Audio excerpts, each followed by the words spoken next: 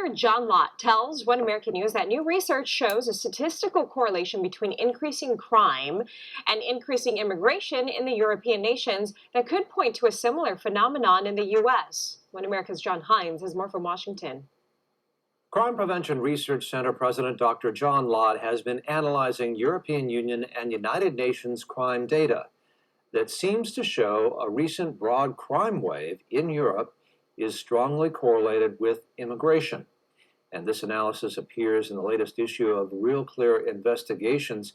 And Dr. Lott, as they say, correlation may not necessarily be causation, but as a statistician, what do you make of an apparent relationship between crime and immigration in countries like Sweden and Hungary? Right. Well, there's different types of evidence that's there.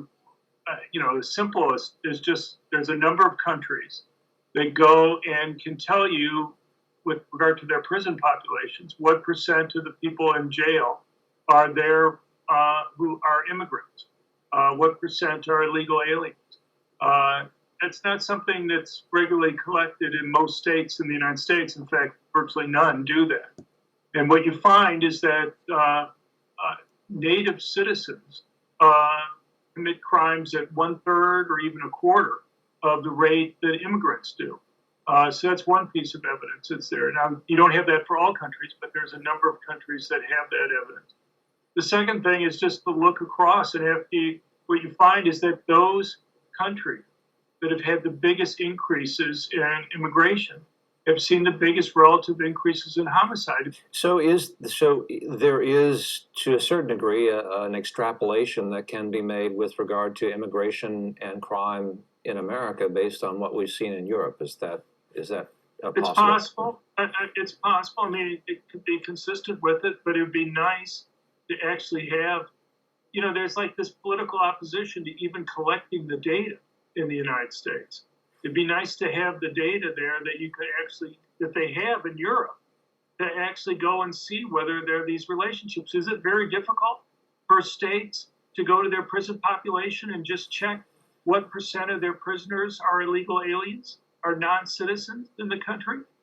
It seems like a pretty simple thing to go and do. But yet there's a lot of political resistance to going and keeping track of those types of numbers.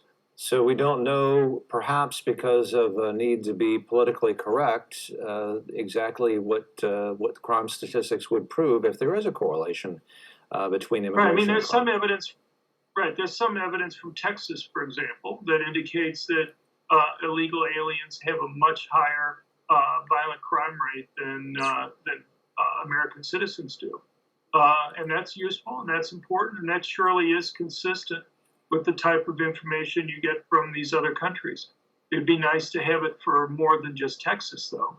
And it'd be nice to have it across states so you can go and see the percentage of different state populations that are immigrants or illegal immigrants, and see how, as that changes over time, what happens to the crime rates in those states. That's what you can do in Europe. Each country keeps track of how many immigrants they have. Each individual state doesn't do that. An interesting, I guess, fact from your article in Real Clear Investigations, Real Clear Investigations, it says, even after accounting for variations amongst countries, the data show that each 1 percentage point increase in immigrant population is associated with a 3.6% increase in the homicide rate, talking about the homicide data for the European Union and with the United Nations statistics. Is that, what do you make of that correlation there, sir?